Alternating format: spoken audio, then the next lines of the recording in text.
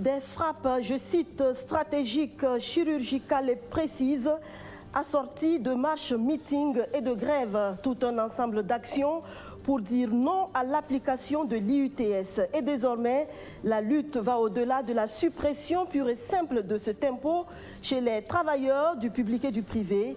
En Assemblée générale cet après-midi, les organisations syndicales ont décliné toutes leurs plateformes revendicatives. Images et commentaires à suivre dans quelques instants. 72 heures de sit-in pour protester contre le mauvais fonctionnement du CHU Soro-Sanou de Bobo-Dioulasso. Le mouvement d'humeur du SYNCHA, le syndicat national des travailleurs de la santé humaine et animale, débuté ce 26 février, vise également l'amélioration des conditions de vie des agents de santé. 16 mars 2020, délai de rigueur pour les industriels des villes de Ouagadougou, Bobo-Dioulasso et Koudougou. Le ministère du Commerce, de l'Industrie et de l'Artisanat compte mener à bien son programme dénommé « Une région, une unité industrielle ». Passé ce nouveau délai, il se verrait obligé de sanctionner les industries qui ne se seraient pas fait recenser. Bonsoir et merci de nous choisir pour vous informer. Pas de prestation de service au CHU Soro-Sanou de Bobo-Dioulasso de 7h à 11h depuis ce mercredi 26 février. Cela va durer 3 jours. Le temps pour le syndicat national des travailleurs de la santé humaine et animale d'interpeller à nouveau le gouvernement sur les conditions de vie et de travail des agents de santé dans ce centre hospitalier universitaire. Sotuo Justin Dabiri. Les agents du centre hospitalier universitaire Soro-Sanou de Bobo-Dioulasso ont une fois de plus déserté les salles de consultation et de soins pour un sitting de 72 heures. Réunis devant l'administration du CHU de Bobo, ces travailleurs de l'hôpital Soro-Sanou ne sont pas du tout contents des conditions dans lesquelles ils travaillent. Ils dénoncent un manque criard d'équipements sanitaires dans les différents services. Il y a insuffisance d'équipements au niveau de la maternité.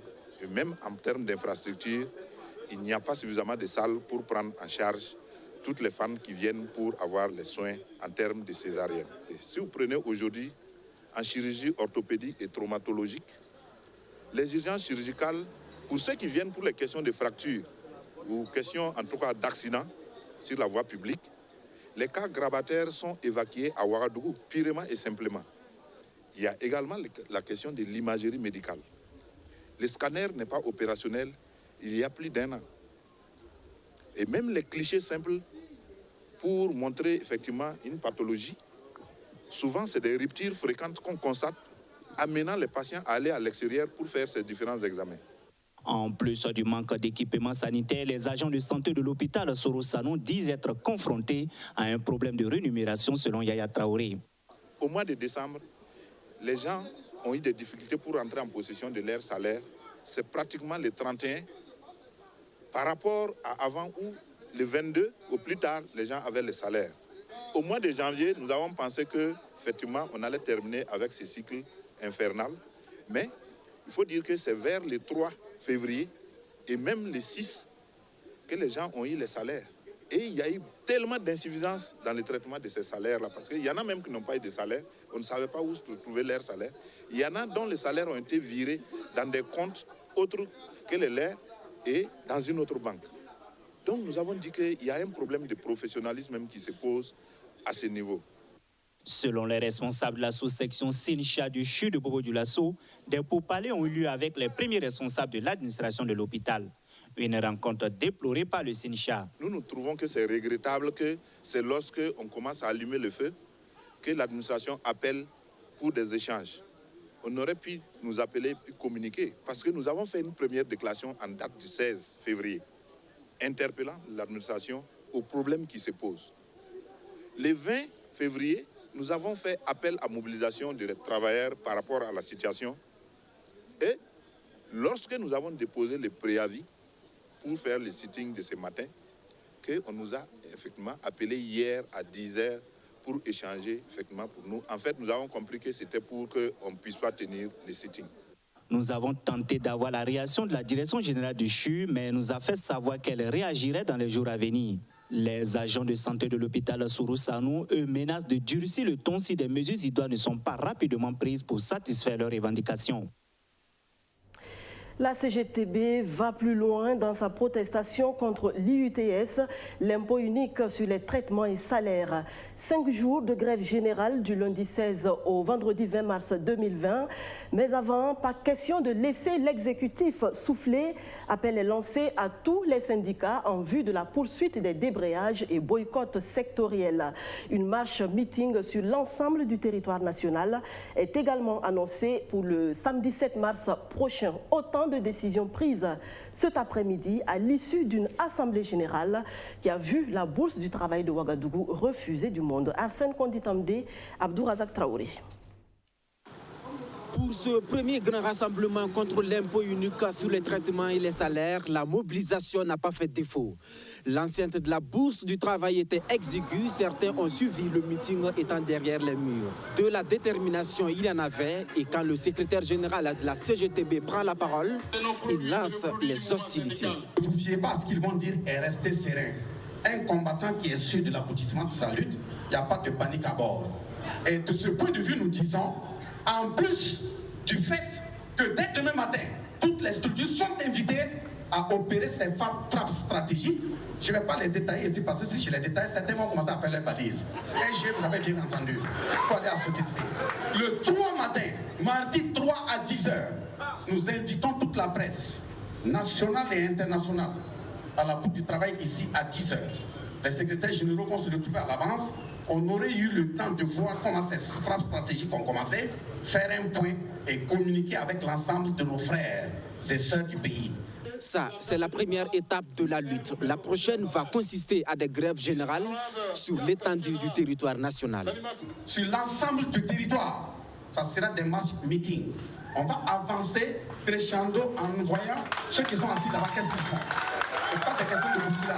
Nous, on veut aller loin. Et après la marche meeting, sur l'ensemble du territoire, le samedi 7, à partir du lundi 16, jusqu'au vendredi 20, c'est grève générale. Oui. Et ce n'est pas une grève générale qui sera calme, d'autant qu'on commence le lundi 16 et le mardi 17, sur l'ensemble du territoire, c'est encore marche meeting. Nous avons dit que le préavis sera déposé à la présidence demain. La conclusion du préavis, nous avons dit, ça sera une reconduction tacite s'il n'y a pas de réponse conséquente. Et ces réponses conséquentes, c'est le retrait pur et simple de la mesure, mais aussi le remboursement de tout ce qui a été coupé à la fin de ce mois de février. Désormais, le mot d'ordre est clair, suppression de l'UTS sur les primes et indemnité au privé et au public ou rien. La revendication est non négociable. Des gens qui disent que c'est possible que dans les heures à venir, on annule, on nous appelle pour négocier. Il n'y a pas de négociation sans qu'on ait constaté que le prix est mis à l'heure. À la Bourse du Travail cet après-midi du 26 février, presque tous les syndicats étaient de la partie. Face aux travailleurs, les revendications ont été au-delà de l'UTS. Les organisations syndicales ont brandi toute une plateforme revendicative qui se résume en 5 points. Arrêt des mesures de baisse du pouvoir d'achat, respect des libertés de manifester, gouvernance vertueuse sont entre autres les points contenus dans le document. Et pendant que les syndicats se mobilisent pour protester contre l'IUTS, l'exécutif n'a de cesse de s'expliquer sur sa décision de maintenir l'impôt unique sur les traitements et salaires et de l'étendre aux primes et indemnités des fonctionnaires. En marge du Conseil des ministres ce matin, le ministre de la Communication a tenté de rassurer quant à la bonne foi du gouvernement. Rémi Fulgence Danguinou, que je vous propose d'entendre au micro de Luc Padwelgen. Je voudrais également rappeler que c'est un préalable qui a été posé par le monde syndical, l'UES notamment, lors des discussions habituelles que nous avons chaque année entre le gouvernement et les acteurs du monde syndical.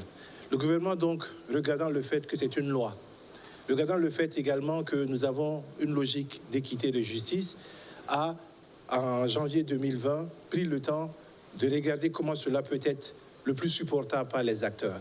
Et c'est à ce niveau-là donc qu'un certain nombre d'éléments d'études ont été mis en œuvre et que le paramétrage, pour que ça soit le plus supportable possible par les acteurs, a été engagé pour février 2020. Il s'agit donc, je voudrais le rappeler, d'un certain nombre d'éléments sur lesquels les acteurs se sont déjà prononcés. Et si vous voulez affiner la question, vous verrez le ministre des Finances et les différents ministres délégués sur la question. On a relevé les seuils de dégrèvement. On a également fait de telle sorte qu'il n'y ait pas de cumul des indemnités pour que ça soit appliqué. On a même éclaté le salaire, par exemple, pour que l'indemnité de résidence qui était à l'intérieur puisse être sortie, ne pas être prise en charge, ce qui fait que parmi un certain nombre d'agents publics de l'État, 19 000 à peu près, qui ne sont pas touchés par une variation en plus, c'est-à-dire de leur montant du UTS, c'était ont connu par contre une variation de leur salaire, parce qu'on a sorti l'indemnité de résidence et ça a permis un certain nombre de collectifs. Il y a également les indemnités des forces de défense et de sécurité qui, notamment pour ce qui est du risque, a été retiré de la possibilité d'être imposé. Il y a également le fait que, constatant que ces indemnités-là ont peut-être permis, ou ont certainement permis à des acteurs d'engager un certain nombre d'éléments de dépenses qui sont structurantes sur le court et le moyen terme, le gouvernement a décidé de plafonner le maximum que nous pouvons récupérer à 50 000 francs. Aujourd'hui, lorsque vous regardez le seuil des acteurs qui sont touchés, plus de 73% des travailleurs, c'est-à-dire sur les 190 040 agents assujettis à l'IUTS, plus de 73% payeront entre 0 et 10 000 francs et 5 000 francs maximum. Et vous avez 93% des acteurs qui payeront entre 0 et 10 000 francs. Donc il y a 6 et quelques pourcents qui effectivement subissent des augmentations qui vont de 10 000 francs à 50 000 francs maximum. C'est une question importante. Et le gouvernement reste dans le cadre d'une discussion pour pouvoir améliorer les choses. Rémi Fulgence Dandjinou, qui a bien entendu fait à la presse le point sur le Conseil des ministres de ce 26 février.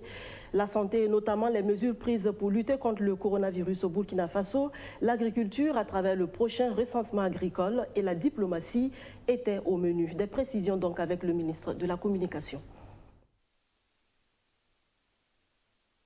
Au titre du ministère des Affaires étrangères et de la coopération, nous avons donc adopté un décret portant ouverture d'une ambassade du Burkina Faso à Abu Dhabi, les Émirats arabes unis.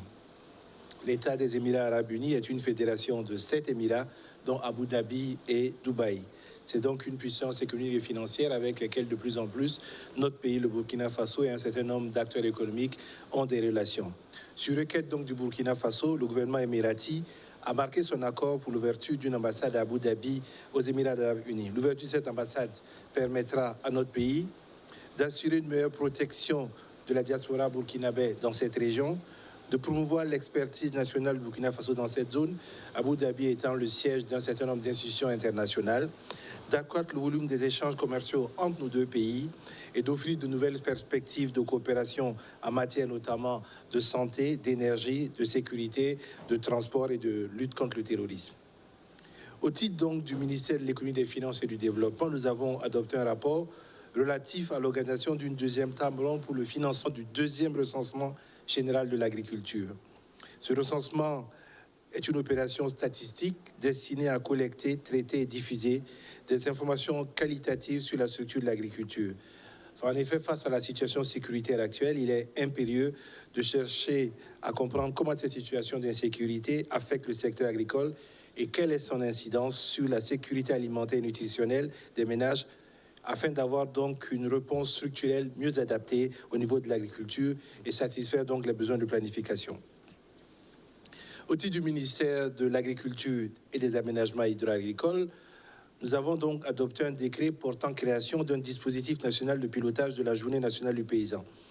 Il faut se souvenir que lors de la journée du paysan tenue à Kaya, c'était je crois en mai 2017, le monde paysan a, dans une de ses recommandations, demandé de revoir le format de l'organisation. Il s'agit d'intégrer plus les producteurs dans le cadre de cette manifestation-là, afin d'améliorer l'organisation et le suivi de la mise en œuvre des décisions issues de cette journée. Au niveau donc des communications orales, le ministre de la Santé a fait le point donc de la situation de l'épidémie de coronavirus actuellement à travers le monde et a rappelé les mesures mises en œuvre au titre du Burkina Faso.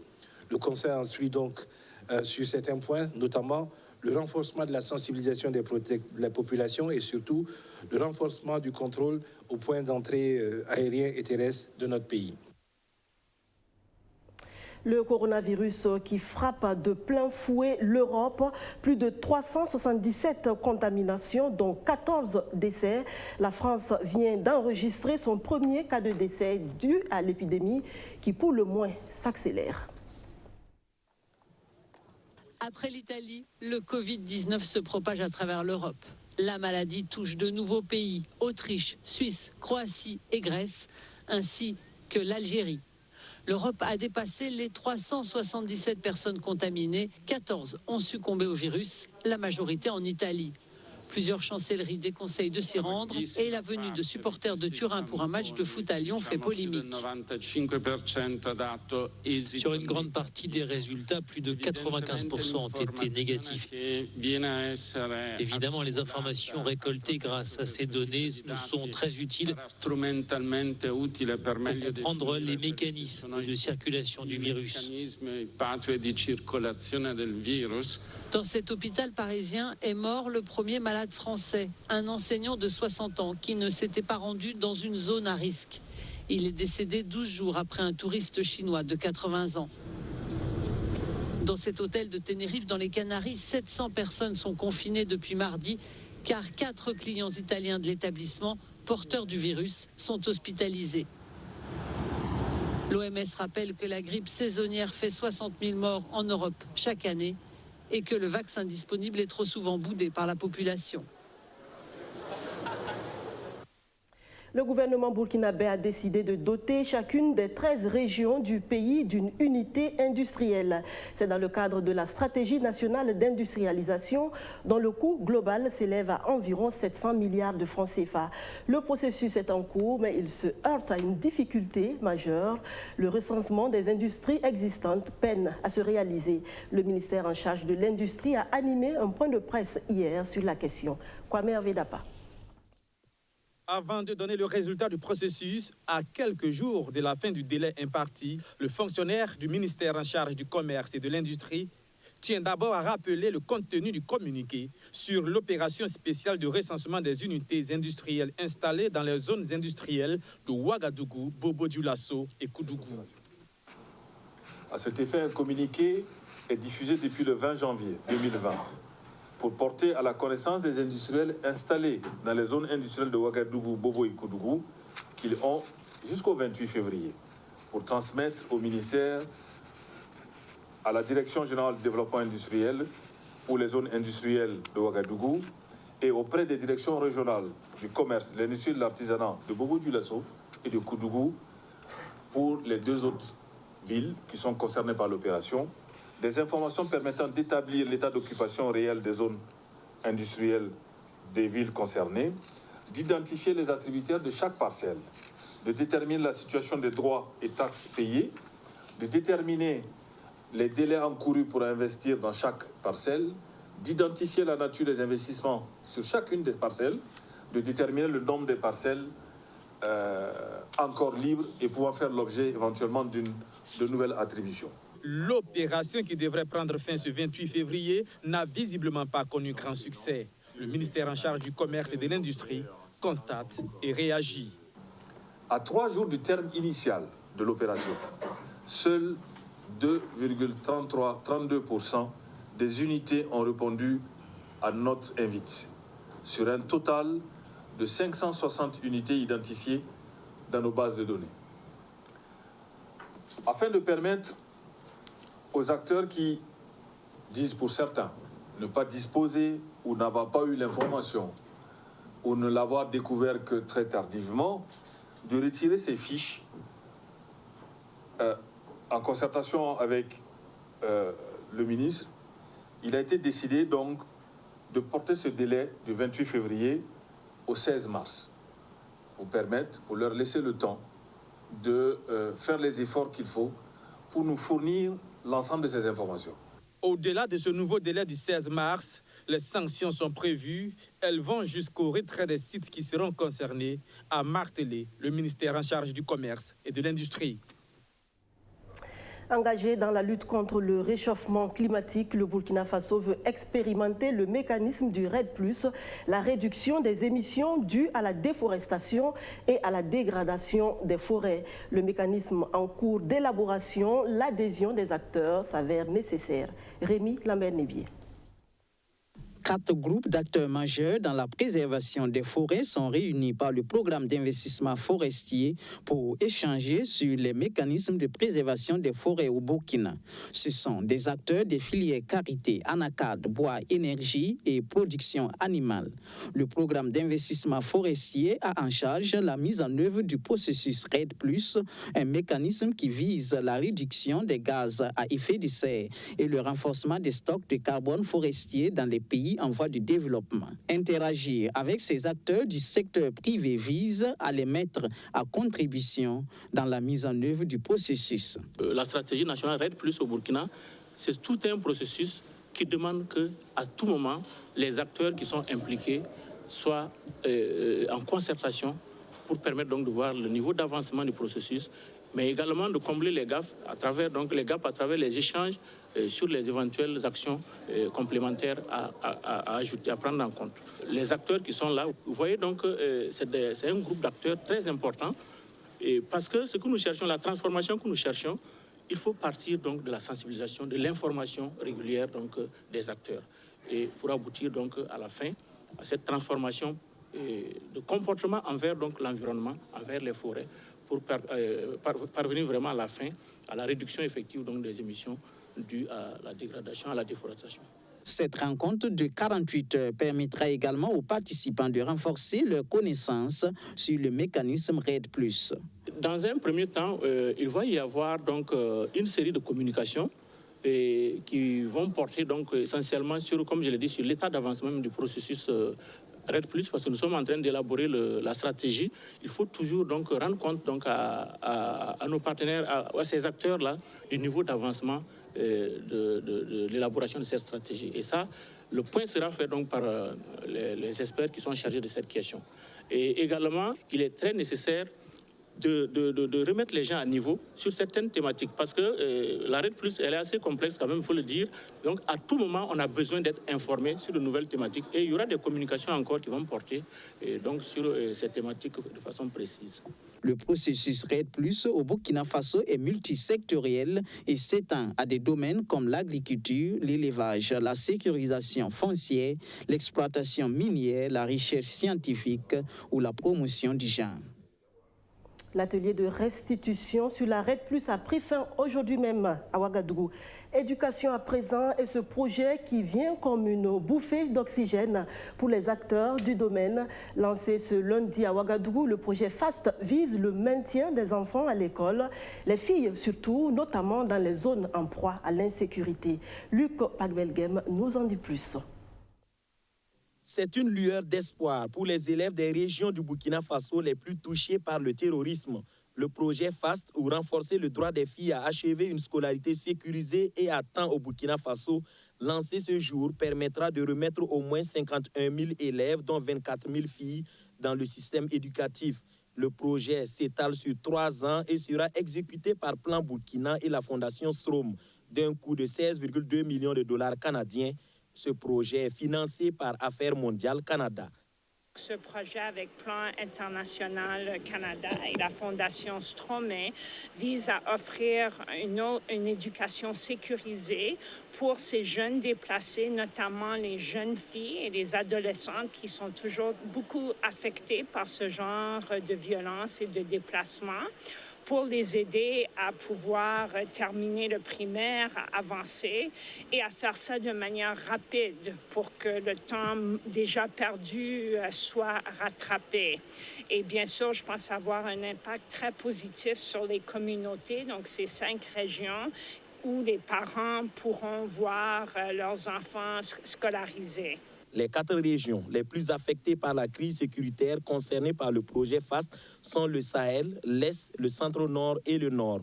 œuvrer pour l'accès des filles et adolescentes des zones à fort défi sécuritaire à l'éducation réjouit au premier plan le premier responsable de l'éducation. Et ce projet vient justement comme une contribution aux efforts du gouvernement en matière de scolarisation des élèves dans des zones à fort défi sécuritaire. Et ce projet se tend sur 4 régions. Donc ce sont les régions les plus touchées par le phénomène d'insécurité, par le phénomène de fermeture d'établissements scolaires. Ce projet vise donc à terme donc, de toucher et d'améliorer la qualité du système éducatif dans les régions que j'ai citées pour 51 000 élèves, dont 24 000 à 25 000 filles. Voilà, et le reste, et 48 600 à peu près, donc familles vulnérables aussi, de façon à aider au maintien et à la résilience de notre système face au phénomène de sécurité. Au 30 janvier 2020, le ministère de l'Éducation nationale, de l'alphabétisation et de la promotion des langues nationales dénombrait 2369 écoles fermées du fait de l'insécurité, affectant au passage 325 245 élèves. Ces enfants, momentanément privés de leur droit à l'éducation, pourraient retrouver les chemins de l'école si le projet FAST venait à se dérouler normalement. Direction Kindi dans le Boulkiemde pour vivre en différé la toute première fête traditionnelle du Razag Naba Belemwende de Boudri. La cérémonie a eu lieu samedi dernier sous le signe de la cohésion sociale. Archimède Boy, témoignage. Une messe d'action de grâce pour invoquer la bénédiction divine en vue d'exercer son règne. Le Razag Naba Belemwende arrive à son palais bondé de monde. Ici, un groupe de femmes venues avec des présents. Le tam-tam parleur chante les louanges du nouveau chef. Un chef intronisé par Sa Majesté Kontem Goulbo II de Boudri. Moi, en m'intronisant, il m'a dit, je vous donne cette charge, pas pour que vous vous amusez avec, mais pour que vous soyez un élément, un catalyseur, un leader d'opinion, qui puisse amener les uns et les autres à être ensemble, qui puisse amener les uns et les autres à vivre ensemble. Et je crois que c'est cette symbiose, cette fraternité, le fait de vivre ensemble, pour montrer qu'en réalité, la tradition est venue pour toujours appuyer, elle était là, elle s'affirme et doit encore continuer de manière à ce qu'il y ait une cohésion totale au niveau des fils et des filles du Burkina. Parmi les invités venus à cette cérémonie, le ministre en charge des Transports, Vincent Dabilgou, loue les mérites de Razag Naba Belemwende. Tel que je connais donc le chef, c'est un homme d'action, c'est un homme de développement, c'est un homme aussi de paix, c'est un homme de dialogue surtout, mais un homme aussi qui aime les amis, qui aime l'autre, qui aime donc se montrer ouvert, totalement prêt à servir aussi. Je pense que c'est tout cela qui montre l'alliance et la liesse et qui montre aussi la joie que nous avons ici. Je crois que Dieu, en nous créant, a donné à chacun de nous un potentiel. Et celui qui sait à un moment donné à quel moment il peut vous élever. Cette première fête traditionnelle du Razag Naba Belemwende est placée sous le thème « Tradition et cohésion sociale, ensemble, on est plus fort ». Une cohésion que le nouveau chef promet renforcer. À retenir que la route est aussi importante que le but. Profitons du paysage, car si un imprévu survient et nous oblige à renoncer à notre dessein, il restera le souvenir d'une jolie promenade. Juste pour dire que la quête d'un objectif ne doit pas nous empêcher d'apprécier la vie au jour le jour. Une pensée inspirée de petites philosophies de la paix intérieure de la journaliste et écrivaine française Catherine Rambert. Et on s'arrête ici pour ce soir. Merci et à demain.